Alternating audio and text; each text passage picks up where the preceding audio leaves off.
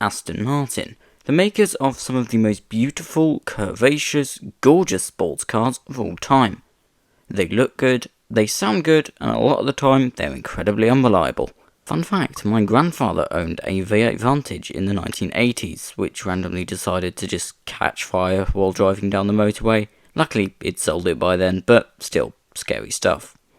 Anyways, Aston Martin makes sleek sports cars, so why in the 1970s did they decide to make this? A Pizza Hut logo with wheels. Well, let's explore the story of the Aston Martin Lagonda. Our story begins in the mid-1970s, where Aston Martin, as always, was struggling with cash. They thought maybe they could do something with a few leftover Aston Martin V8s, and so they hired a legendary car designer, William Townes, to design a new car. Basically, what he did was take an Aston Martin V8, stretch it a bit, add 2 more doors, and change the grille. This new car would be called the Lagonda, the name of a company Aston bought back in 1947. It was the first car to bear this name since the Lagonda Rapide, an ultra-rare luxury saloon produced by Aston Martin between 1961 and 1964. The new Lagonda was revealed at the 1974 London Motor Show, and unfortunately it was a complete and utter failure, with only 7 being sold. And so, it was back to the drawing board. William Townes came up with the idea of making an entirely new 4-door saloon, instead of just basing it off an existing car, and Aston Martin agreed. So Townes did what he did best and broke out his ruler. He designed a sharp, radical new wedge-shaped design, something Aston had never really done before. The new design had large pop-up headlights and 2 fuel filler caps, as well as a sunroof for the rear passengers and an odometer under the bonnet for some reason.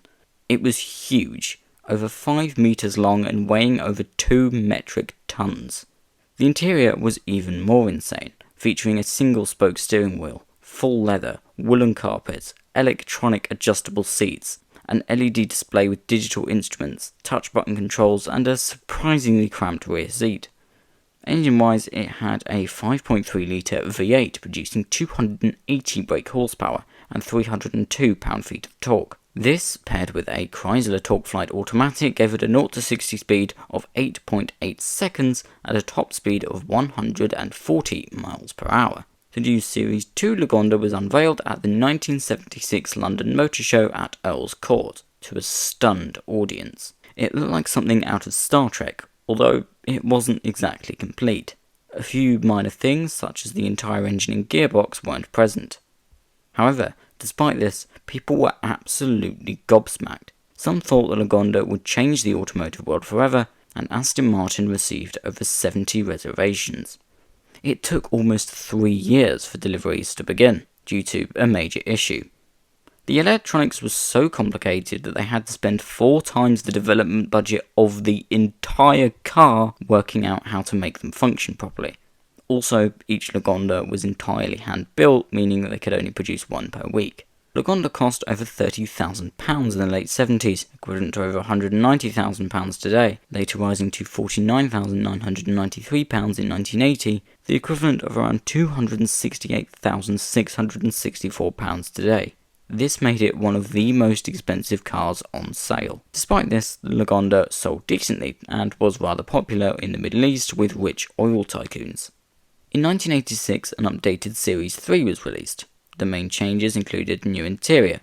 The touch button controls and LED screen were just too unreliable and too complex, and so they were replaced by 4 TV screens and regular switches, although it did still retain its cool futuristic look. These were also unreliable and were changed again later on.